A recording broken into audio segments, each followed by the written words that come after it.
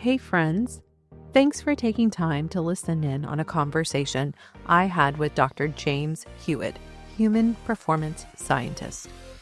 During winter break, I had the opportunity to speak with James, who works with Formula One teams and elite performers. As former Chief Innovation Officer at Hintsa Performance, he was part of the company behind 19 Formula One World Championships with drivers like Lewis Hamilton, Sebastian Vettel, and Kimi Räikkönen. As you'll hear, this conversation will change how you watch races. We unpack what's really happening inside the cockpit. It's so much more brutal than you think. Why American hustle culture is the opposite of peak performance, and what young racers and their families desperately need to know about navigating this increasingly expensive and professional sport.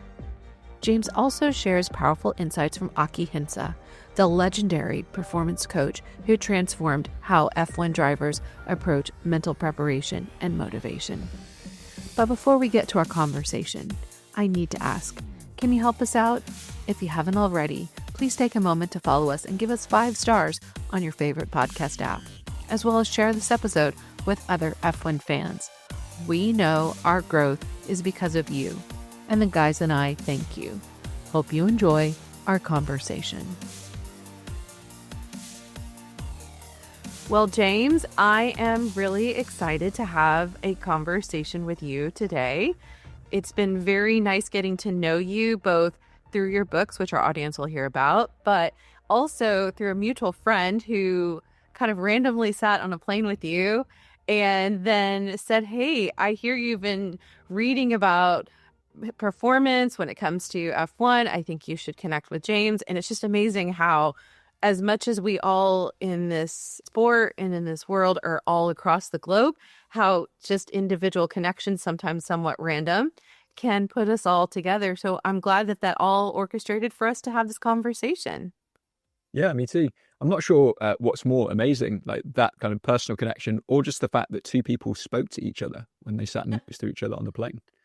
That is very That never seems to happen anymore. I really like it, but usually you just kind of sit there in your little bubble, don't you, and kind of maybe glance awkwardly at some point. Yes. Well, and when we add in the fact that the mutual friend is finished, that adds a whole nother layer to the fact that Exactly. a conversation happened. It's super rare. Well, that just only highlights the fact that you are a very affable person. And I think that made it more of an opportunity. And I think once we unpack a little bit about your story, it makes sense why you are an engaging person, because you are a human performance scientist, a person who is really looking at the human in a holistic perspective. And I think that naturally, that curiosity, that pursuit for excellence has enabled you to see people past just the initial facade that we may see in a regular day-to-day. Do you think that's true? Yeah, I think that's a really interesting perspective. I probably wouldn't have described myself like that, but it resonates with me because I've always been driven by curiosity and trying to understand the story behind the story.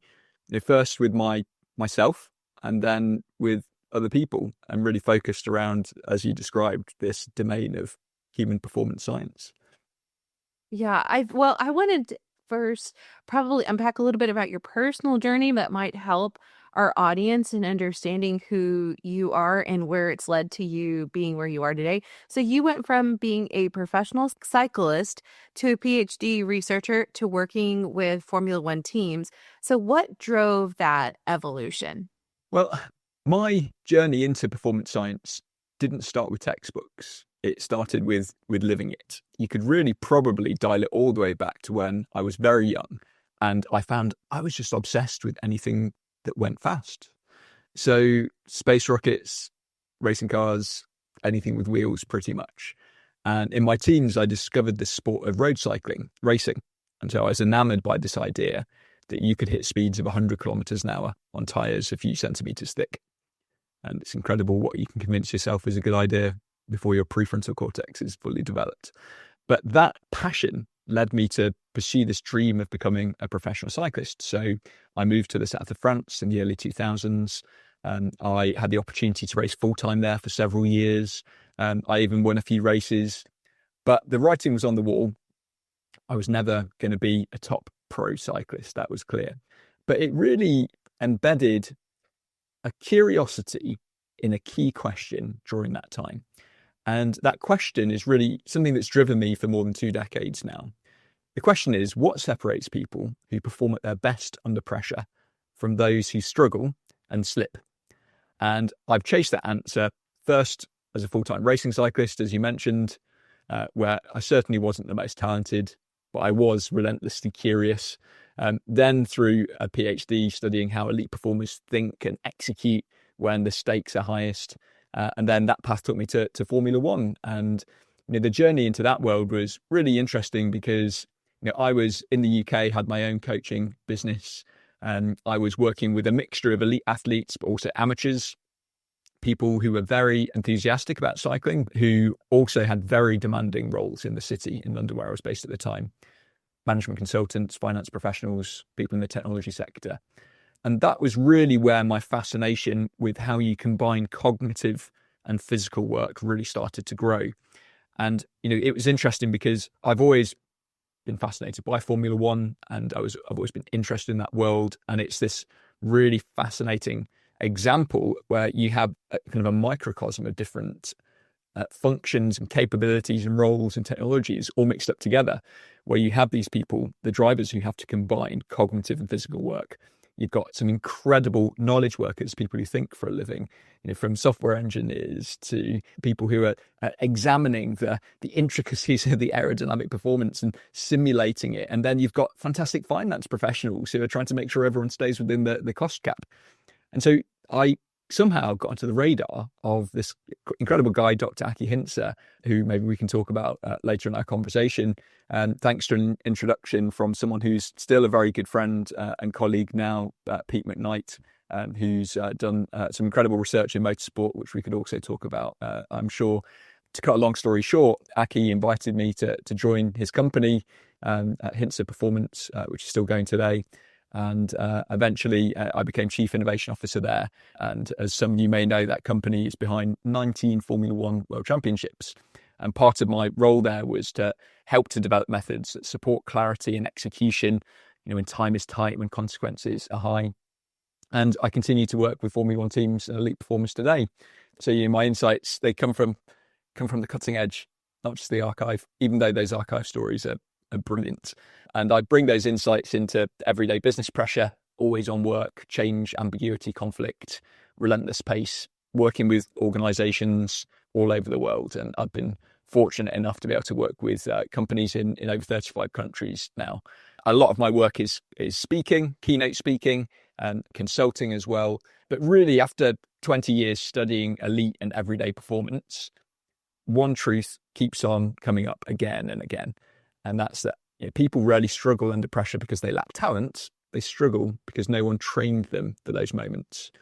And that's the work that I do now in sport and business with Fortune 500 companies, Formula One teams, and my fascination and curiosity for how do we equip people to perform at their best under pressure, and what enables people to do that continues to fascinate and drive me today.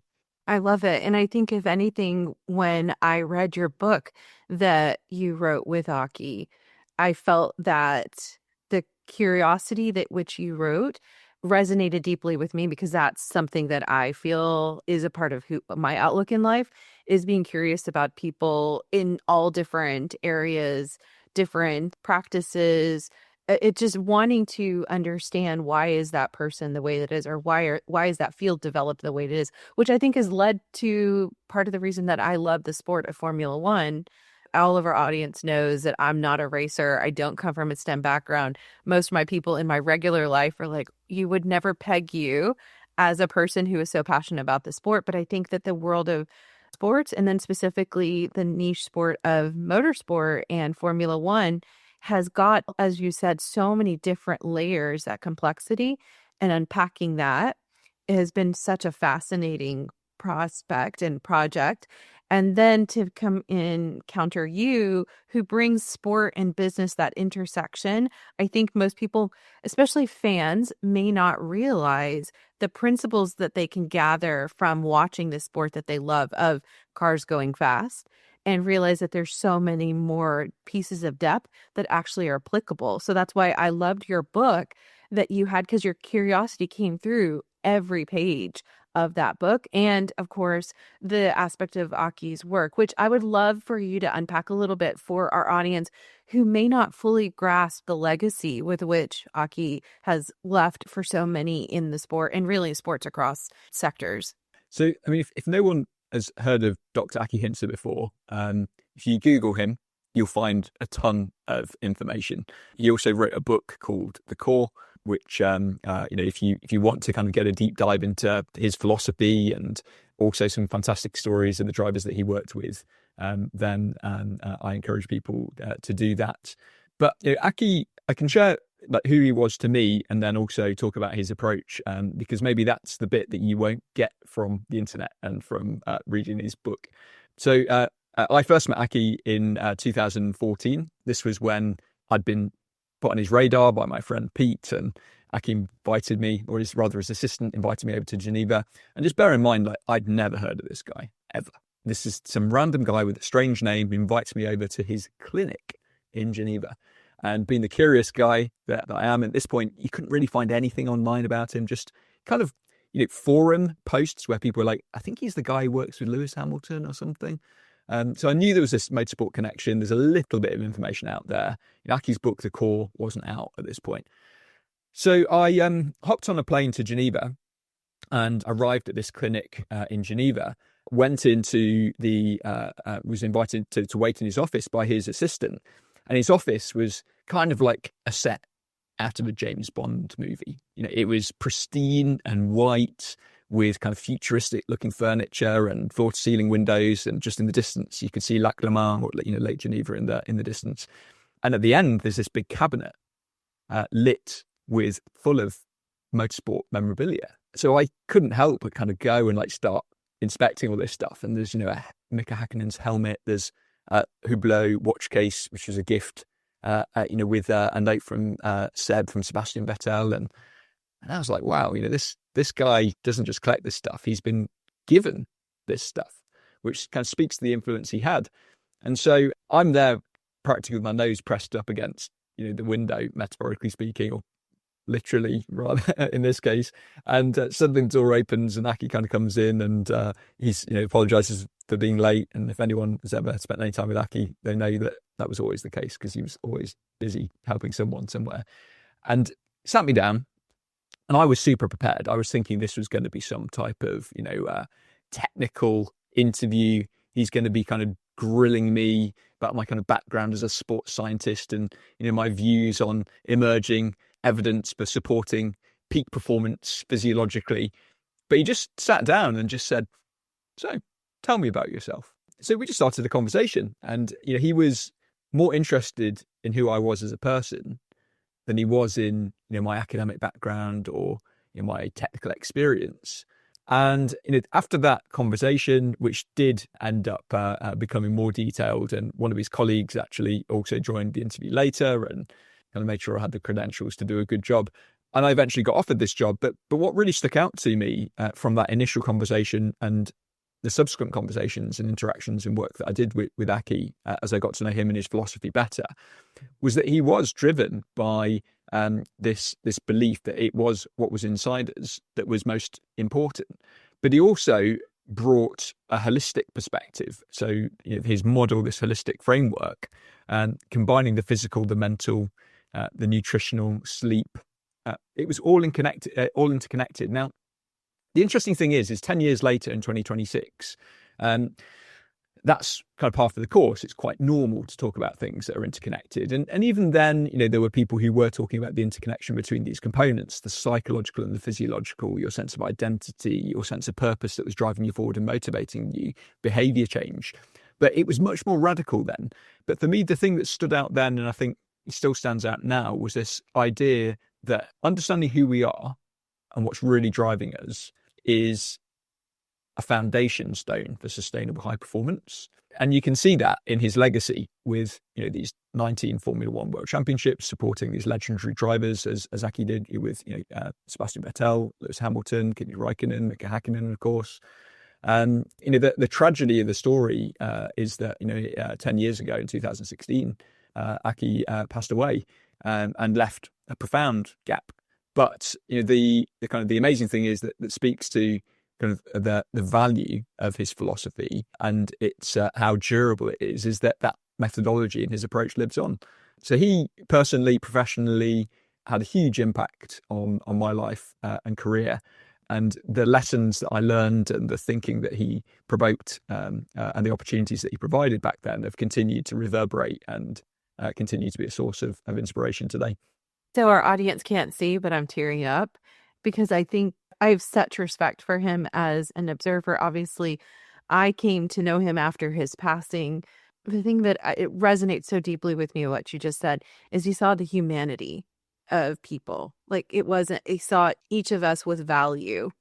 And that would then turn to the question of motivation and then also preservation of that person holistically. And I'm so glad you brought up the book, The Core, in addition to your book that you wrote with him, The Exponential. I would say to all of our audience, please read those books because there's so many principles in there that are applicable to all of us as humans. And in addition to understanding what athletes really have to consider now more than ever, now that this knowledge and insights have been provided. I wished I had the privilege to have a conversation with him. And I'm so grateful that we have you as a part of his legacy to continue on that insight into the world of sport and even translating that into business. And even in this case, to the general public, fans of the sport. And I say all that is because when fans watch a race, they see drivers sitting in a car. They may not realize the human toll that's being taken or what needs to be how you can unlock that motivation for them. What do you think they're missing about the physical demands these athletes are facing? It's such an interesting sport because the drivers wearing helmets and they're tucked away in the cockpit, you really can't see how hard it is. And you might just see their heads kind of bobbling about a bit and you kind of get the sense that there's some loads being imposed, of course. But the best way you could describe it kind of physiologically, if you think about what is going on cardiovascularly with our heart and lungs, kind of like running a marathon or half marathon, depending on how fast you are, think about marathon, half marathon intensity for nearly 2 hours. So, if you imagine, you might be looking at sustained heart rates of 150, 170 beats per minute, depending on the range of that driver for nearly 2 hours. So you've got that aspect of it. You've also got this core temperature aspect. So, the cockpit could reach 50 degrees centigrade. There's some extreme temperatures, particularly in the hotter races, as we know, when you think about the Singapore Grand Prix, for example. And drivers, as a consequence of that, could lose 2-4 kilograms per race. You've also got the G-forces. Under braking, forces of up to 6 Gs, so 6 times the weight of gravity. Sustained lateral forces, so the neck will end up supporting 25, 30 kilograms, maybe up to 40 kilograms at certain points. And you've also got this incredible cognitive load, so hundreds of micro decisions per lap while you're physically depleted. So if you were going to think about this as an analogy, imagine doing some complex mental arithmetic during a high intensity interval training workout in a sauna for 2 hours with millions of people watching you. And that's probably a good metaphor to imagine what it's like. But the other thing that I think sometimes doesn't get talked about that much, which I talk to some drivers about and also their performance coaches who travel with the drivers continually, is how unpleasant that cockpit environment can be in terms of both the noise and the vibration. Now, obviously, the earpieces that they have do block out quite a lot of the noise, but not all of it. But you've got this intense, the vibration, the changes of direction. It is a tough place to work. And so you layer all those different aspects of load physiologically and cognitively and the pressure together. And you've got incredible demands being made of that driver for a sustained period, again and again and again throughout that season. Well, and I also thought to myself that pressure that you gave us all those details, it's also the financial. They know that every decision is going to impact the team's financial success and since we only have male drivers, but his financial success as well. Every point, every news article that'll be written is about their brand. I imagine a lot of what has to happen is helping them to compartmentalize, not to know what pressure is allowed in those situations while you're managing all those elements of what you said, the sauna and doing math for multiple hours. You can't be thinking about all that, but it's got to be sitting there in the back of your head.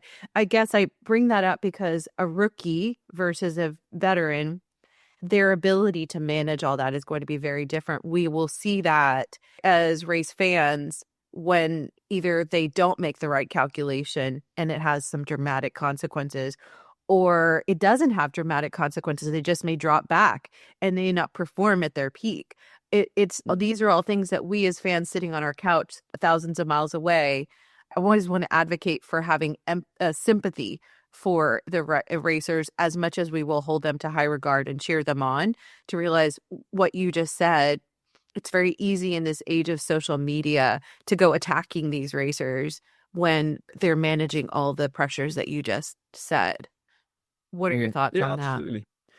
Yeah, and I think there's a really interesting transferable lesson from what you've just described, and I think that it relates to the skill of being fully present. So if you look at top performers in sport, in business, but perhaps particularly motorsport and in Formula One, you must cultivate this ability to be fully present in that moment. Because as soon as you start to get those kind of thoughts popping in about, the external pressure, the expectations, the commercial realities, you're drawing away at cognitive resources which need to be fully applied to the task at hand. And as you alluded to, this is something you need to develop, and it's something that often younger drivers find more difficult. And one thing that Aki always used to encourage drivers to do, and that subsequently I have and many other people have, is to encourage drivers to just focus on the next corner. Now, obviously, there are bigger strategic questions that at some points in the race do need to be explored and discussed with the engineer, etc.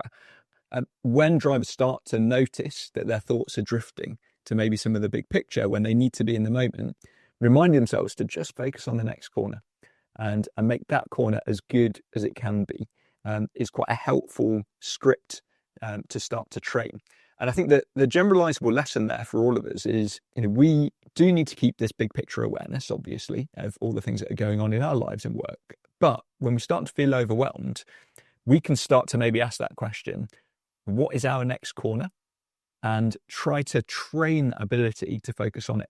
And in this case, I would say it's the next useful action you can take. And that can help us to bring our more logical part of our brains online, metaphorically speaking. Sometimes we talk about the prefrontal cortex that helps with that self-regulation and control, and zoom in on that next helpful action that can help us to stay on track, metaphorically in our case, but for a driver, quite literally. Okay, so I am so intrigued by the physical demands of the sport on the racers. So let me ask you this. It's not just simply the race itself, but more and more the responsibilities on the racer is the full weekend. And then you put that into the context of 24 races, sometimes double headers, triple headers. Can you talk us through what is trying to be managed by the racer himself, and then also the team, how they have to protect that, and at certain times utilize, I'm thinking of things like the constant travel across the time zones. You have from media check-in day on Thursday, you have the media calls, but then you also have activations that are happening, and then they have to go in and do testing itself, and then quali, all these different things. How is the driver managing that? But even bigger, the team itself, how do they manage that? So, maybe it'd be helpful to just talk through, what does a race weekend look like for listeners who maybe aren't so familiar with that routine, because many people will watch the race on race day, but maybe not be familiar with what's happened in the lead up to that. As you mentioned, Sabrina, it starts on Thursday in earnest. Obviously, there's more before then where you've got media obligations, but also behind the scenes, the drivers are going to be starting to mentally prepare. As well as continue the process of calibrating their body clock if they need to the new time zone. So you've got a huge amount of disruption jet lag, potentially through circadian disruption. So, one of the things that the teams will do, not all of the teams, but many of the teams and drivers will be to follow jet lag plans, which enable them to start to pre-adapt and also accelerate the adaptation to the new time zone. Once you get into Friday, then you've got practice, and you might start that physical adaptation to that specific circuit. The driver's really starting in practice to accumulate data mentally and physically, and obviously the team is doing the same. And it's worth noting as well that throughout this time, the driver will have a performance coach with them. And so, one of the things that we did when I was at Hintsa, that Hintsa continues to do, that's Hintsa Performance, that's the company, Aki's company, which continues to this day, is to train, to equip, to supply performance coaches to many of the drivers on the grid. And those performance coaches are kind of like the point people. They are with the driver pretty much the whole time, just try to smooth out their experience, just take care of everything that can be taken care of by someone else, either directly or by delegation, so that the driver can really just focus on that adaptation to that circuit, just accumulating the data mentally and physically that's going to enable them to perform at their best. Saturday, obviously got qualifying, and in some ways you could describe this as a peak stress moment. And you talked about that pressure of thinking about what does this mean commercially, financially with their career, and that one lap shootout essentially can have these quite profound career implications. So the question is, how does the driver show up fully present and ready to perform in that moment? And that really is a skill. It's a mental as well as a physical skill, which they hone over time. And you still see variance. There's some people who are able to just turn it on for quali, and other people who struggle more than others. Sunday, you've got the race day, obviously that 2+ hours of sustained physical and cognitive output, the cumulative fatigue. And I think also behind the scenes with all this, there's this invisible cost, because for the driver and the whole team, every weekend compounds. Mid-season fatigue, or the fatigue that accumulates before the breaks, is a genuine performance variable which affects everybody. It's where mistakes can potentially creep in for both the driver and the team that's supporting them too. So I think one of the key insights from this is that the fittest driver and team, more broadly, doesn't always win. But poor fitness, psychologically and physiologically, will eventually cost you. And this is why, that I think, again, there's a lesson here for us more broadly, which is when you talk about peak performance, and when people talk about peak performance online in social media, these high performance influencers, they often describe these kind of ultra elaborate routines and protocols and approaches. And they sometimes kind of suggest that this is how Formula One drivers, peak performers in different domains, live and work, that somehow they optimize everything, that they live in these perfect bubbles. But the reality is that the highest performers are often the people who are able to perform even when the conditions are imperfect. They're not the people who've got this perfectly optimized routine that starts at 5 a.m. every day. And what you often see, the difference between what I call kind of high performance theatre, which is it's great for Instagram reels, versus reality, is that the high performance theatre is all about these protocols, these rituals, and if these high performers or these influencers don't get to follow them, their world falls apart. Whereas the true high performers, and this is what you see in Formula One, are the people who are able to just show up day after day, even when the flights have been delayed, even when the weather isn't what you expected, even when you feel sick, and even when you've got a sponsor who's demanding something from you which really isn't optimal, but you need to do it because there's a commercial reality here as much as there are physiological demands. And so the kind of the behind the scenes of Formula One is that this peak performance is as much about, can you perform at the level that's required when everything is against you, as it is about kind of crafting a perfect protocol, which generally speaking won't survive its contact with reality. So you need to be robust, essentially, is what I'm saying, to cope with those stresses, not a perfectionist who requires everything to be in just the right place at just the right time to get the best out of themselves. So what I'm hearing you say is, especially now with current and younger generations who are living in the reality of social media, that is telling us You need to have this image in reality in your life of what I'm thinking of, what is it? Decanting things and putting them to specific containers and vessels and a perfectly orchestrated life that looks beautiful. That may make you think you're achieving peak performance, but in reality, it may not be translating to the peak performance that we're seeking. If it's looking great, but the actual implementation is taking more of your energy and it's not allowing you to consistently come in there and perform, it might actually be a hindrance. You need to be a bit self-aware and take a step back to determine, like in our general human lives, that is this actually providing the return on that investment of time? Am I hearing you correctly? Absolutely, because I think the key here is that if you want to be a peak performer, you need to be robust, not just reinforcing fragility, which you see in a lot of this kind of theatre that, as I would call it, online. And, I'll give you an example of that.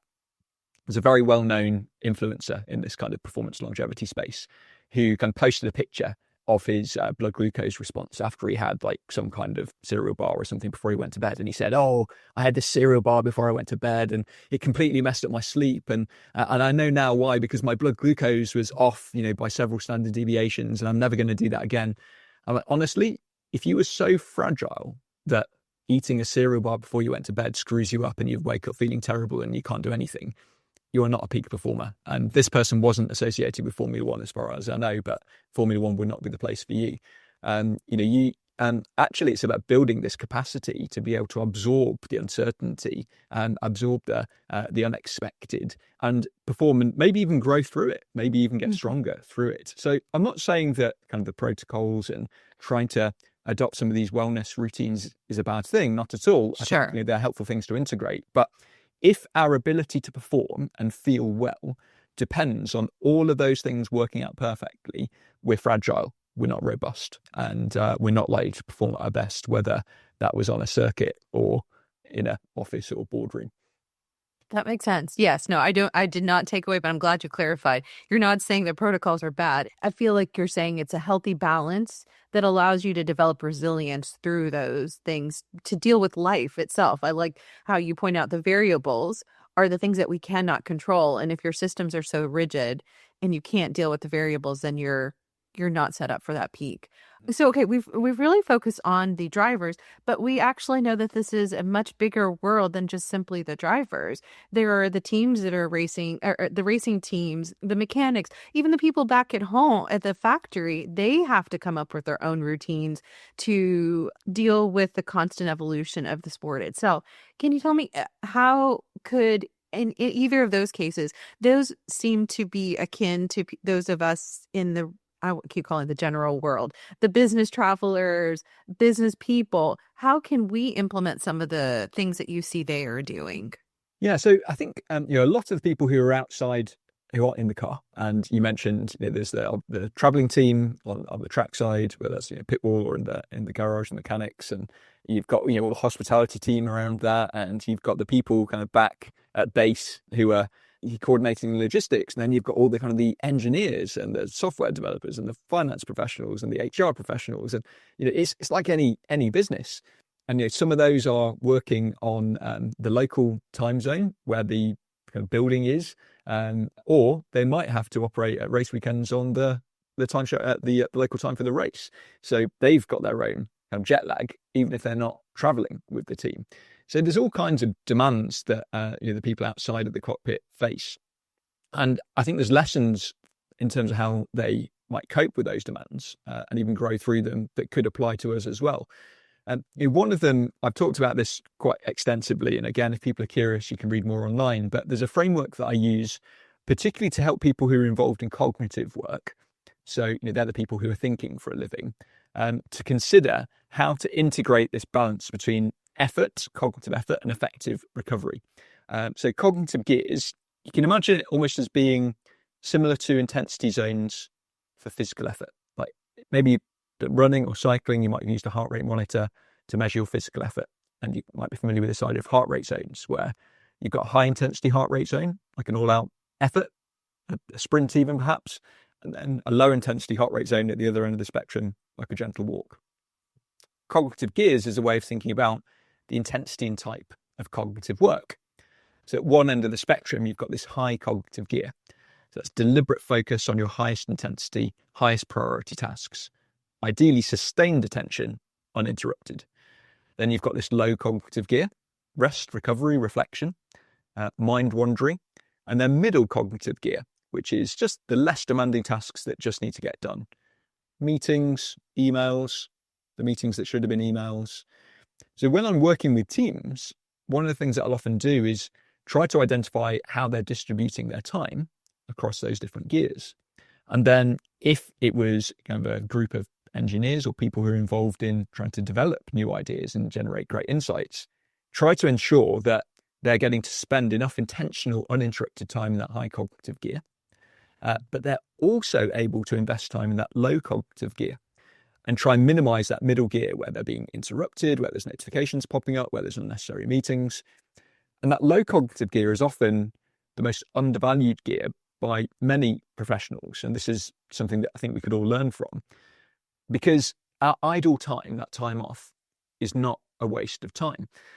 And maybe some of you have noticed this, but have you ever observed how some of your best ideas come to mind when you least expect them?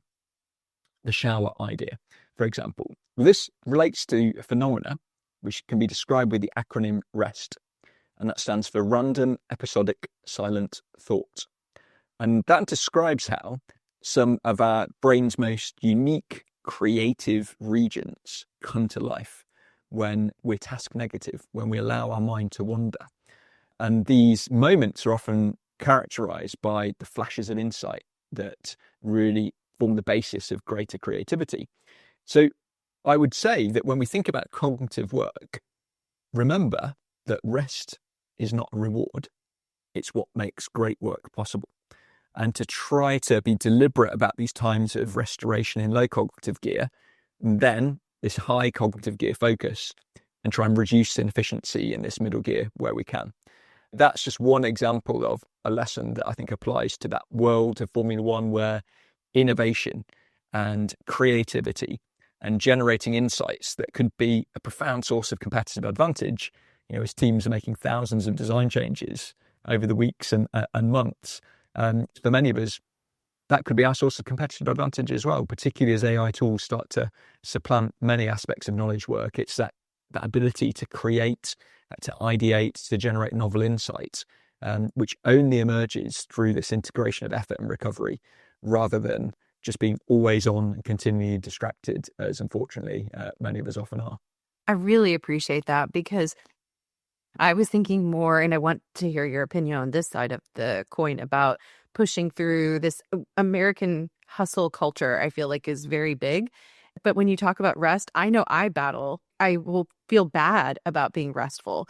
I have had to recalibrate my brain to remember it's okay to rest. It's good.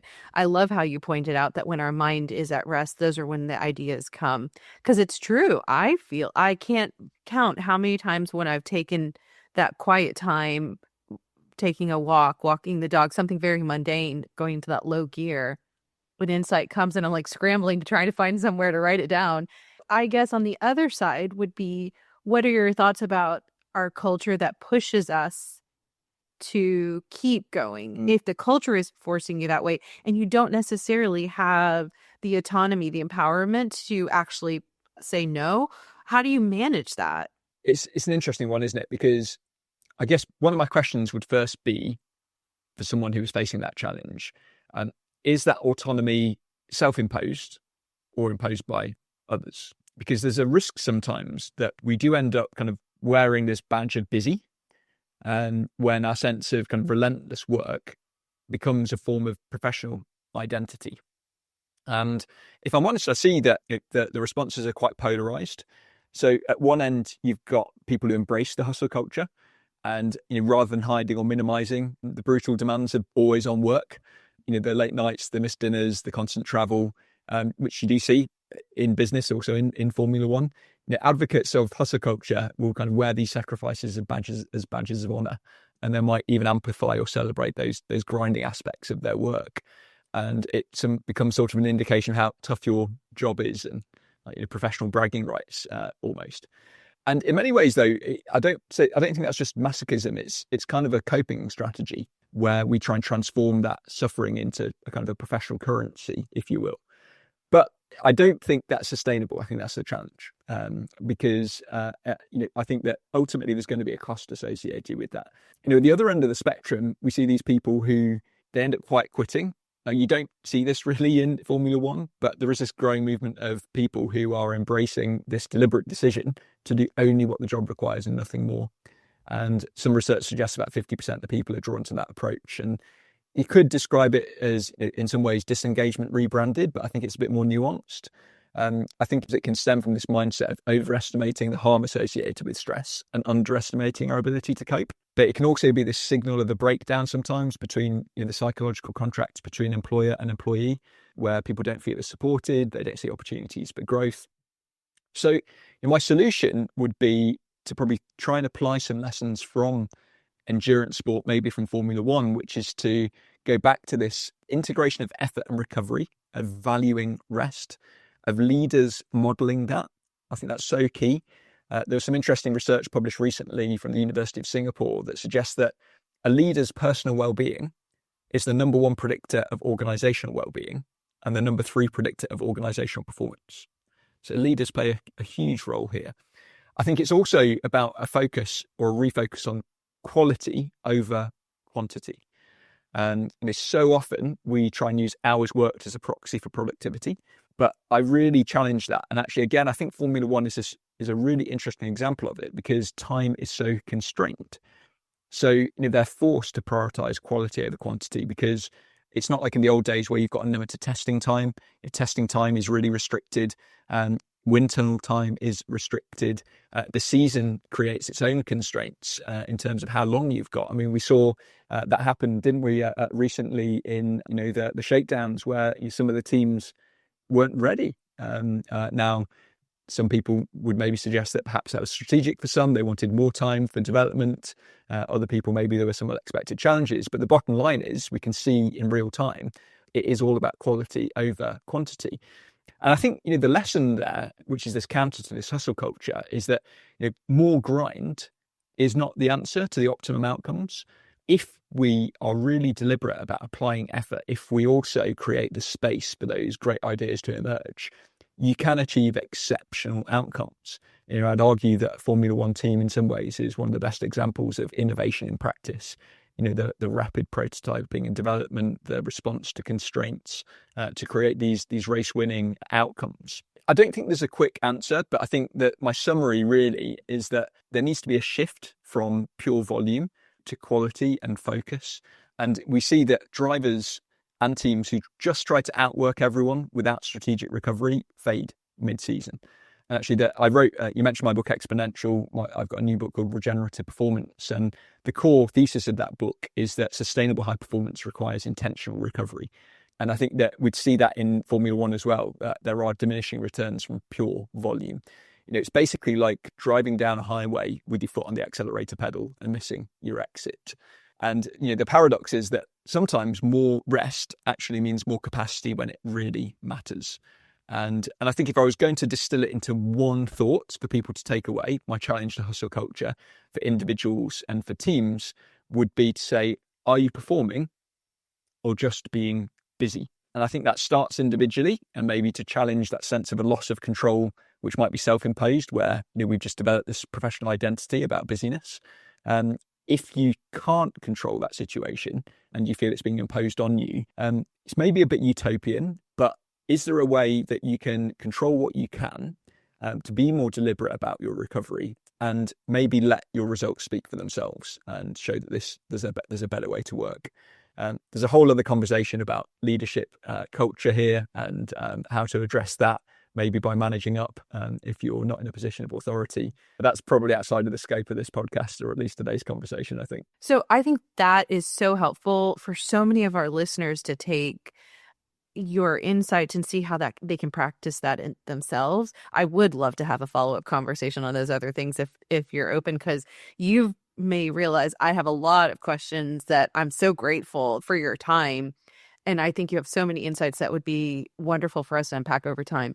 So I'm just plugging that. I hope our audience will let us know if they want to hear more from James as well in the future. Let me ask you this, because I think as we were talking about the elite aspect of the drivers and the teams, there are also what I would call the other aspects of the infrastructure of motorsport and Formula One, which would be like the young karters who are coming through, the racers who are coming through the feeder series.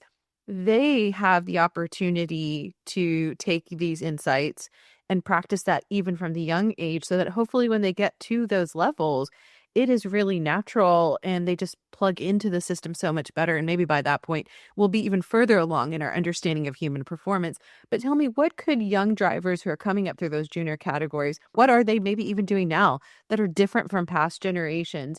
And they're also trying to compete with so many talented kids.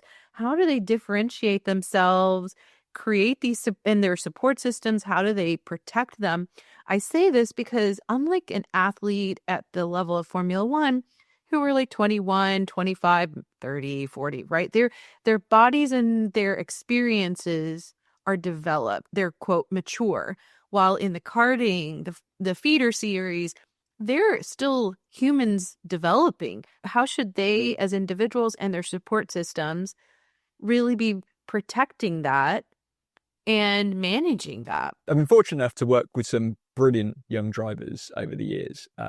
Also fortunate enough that, there's people that I worked with, during my days at Hintsa and subsequently afterwards, who've made it all the way from, I've seen them from kind of Formula 4, just out of karting, and made it all the way up to Formula 1. But it's interesting because, I think that the sport has only got more competitive as we've seen that more and more young people are in that feeder system, desperately trying to make it to the top of the sport. And it's tough. I mean, as we know, I think my number one piece of advice for young drivers would be start off by having access to a huge amount of financial resource. Because unfortunately, That's very true. It's way too expensive. And I think there's a lot of people who recognise that. And the biggest barrier to entry, really, and to success often is financial.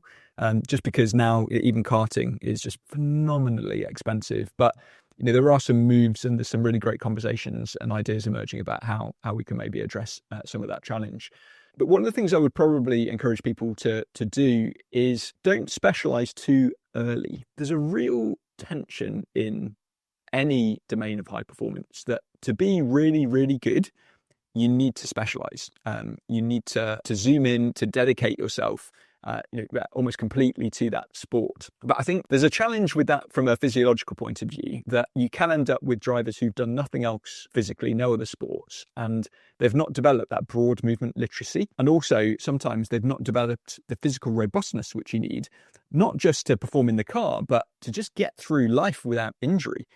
And so I'd be encouraging young drivers and their parents to really think about how do you build these foundations first. That's also relevant because physiologically, when you look at drivers, a lot of the drivers now, they're involved in heavy resistance training and strength training to be able to build the robust physiology that's required to perform, but also resist injury and get through seasons and cope with the realities of carrying bags around and just not getting injured in their day to day.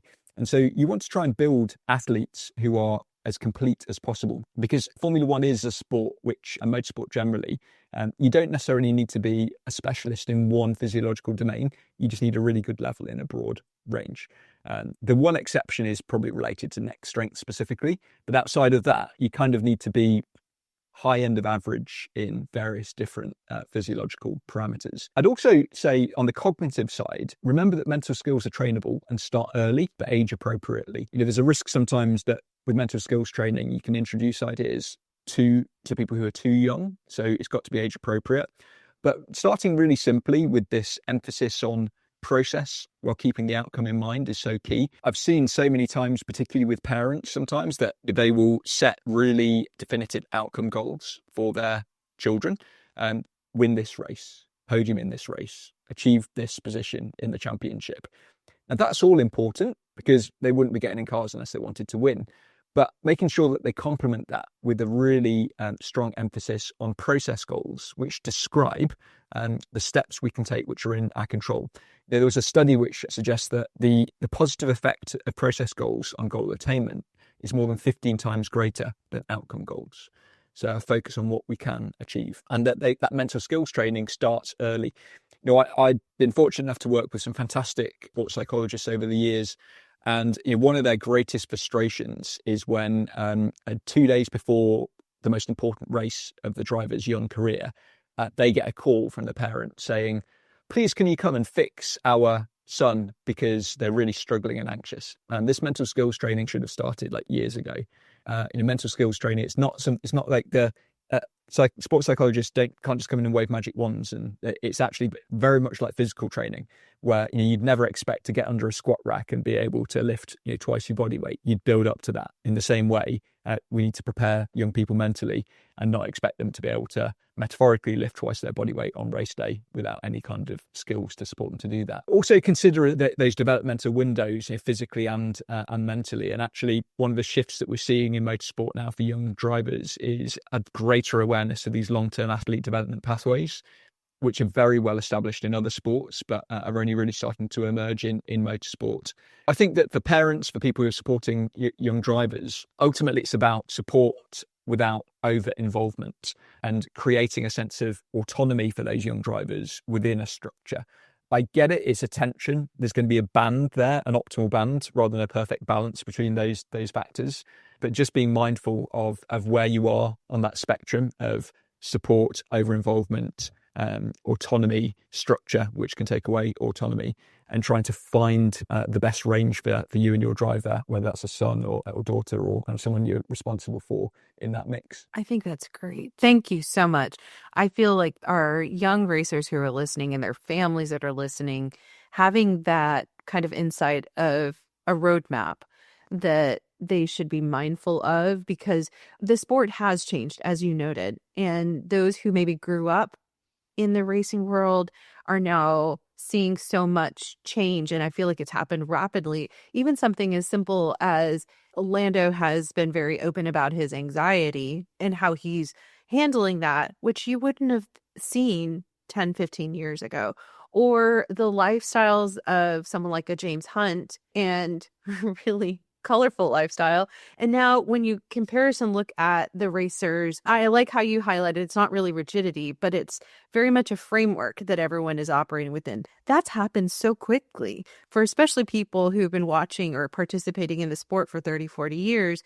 And so when we're looking at the young racer or the family supporting them, who maybe they've entered in the last 5 or 6 years and they want their kid to get involved, and their exposure is through things like Drive to Survive or social media, and they're just trying to navigate this very dense, deep sport. I think your insights are very helpful to them to realize they need to put that structure, mindfulness, and that, as you said, that spectrum of understanding of where their racer needs to be. Let me ask you this question then. We're seeing a lot of our drivers compete successfully late into their 30s, into their 40s. What do you think that's changed to enable them to have that type of longevity? Well, I think some of this is about performance science maturation. You mentioned this kind of shift from the James Hunt to the modern kind of what seems like monk-like preparation sometimes, and some of the I think has been driven by external demands. So they've had to adapt because margins have closed. When cars were unreliable and fields were really uneven, pure raw talent could compensate. But the modern reality is that fractions of a second separate the grid, so every variable, including the driver's got to be optimized. And so there's been the shift from to the driver as athlete. So the shift from the racing driver to the professional athlete who races, and that's certainly we've seen that over the last few years, and that's as a result of that, you've got the Alonsos and you've got the Hamiltons who have got this level of athleticism, which has enabled them to have these incredible long careers. There's also been greater team investment in multi-million-pound or $1 million drivers justify a proportionate performance investment. So there's been more invested in the drivers and their longevity. And I think it's also interesting how social media scrutiny and sponsor expectations might have played a role. If you look at kind of now, we expect the drivers to look like athletes, and so the older drivers are expected to do that too, which also helps their physical and their race performance. And we've also got this maturation in performance science. simply we understand how to extend careers now. And some of the ideas that we had about what we thought were inevitable declines were actually probably more the result of reduced physical activity and reduced effectiveness of their training, and also diet. To give you one specific example of that, we now know that as we get older, we become less sensitive to the anabolic muscle building effect of protein in our diet. So we actually need to increase protein intake as we get older. And we've also got a better understanding of what optimal protein intakes look like for supporting muscle mass and strength. And so, there's nutritional aspects which help us to understand how to support athletes as they get older. And then just in terms of pure performance on track in the context of motorsport, there's a huge amount of value and experience. If you've got a body which can handle it and you can continue to race, there's a huge amount of experience that accumulates in pattern recognition. And, there's an argument that, while people might become more risk averse, perhaps as they get older, and I think if you hear drivers talk about that, there's certainly maybe a growing perception of risk or a different perception of risk as drivers get older. There's an argument that racecraft can actually improve with age because of that pattern recognition, perhaps. But the bottom line is, physical capacity properly managed can be, the declines can be significantly delayed. And ultimately, I think that the key insight is that age is a number, and biological age and performance capacity can diverge significantly. In my view, the biggest factor in determining whether a driver will be able to compete successfully into their late 30s and 40s is their motivation. And what are their sources of drive? And, I can't speak for Alonso or Hamilton, or any driver specifically. I think it's clear that if you look at athletes more broadly who are getting older, that finding new sources of drive, be that legacy, be that records, be that joy, be that just pure curiosity in terms of finding new experiences within the sport, whatever the case, finding a renewed source of motivation is, I would say, the most critical factor in determining whether a driver or any athlete is going to be able to sustain career kind of into their late 30s, 40s. Over and above the question of whether they can sustain it physically, because while we know there are changes, reaction time, for example, we know certainly declines. My sense is you can mitigate a lot of that now. It's more about whether you've got that deep drive to keep going or not. Okay, so to dovetail from that, if the longevity of the existing racers continues, like this maturation unlocks more than we probably have ever had before, what would you say to the young racer whose aspiration and is being told this is the narrow window for which you could be selected? You're now maybe having to sit on the sidelines a little bit longer without that certainty. How did they maintaining that optimal hope deferred? How would they manage that, in your opinion?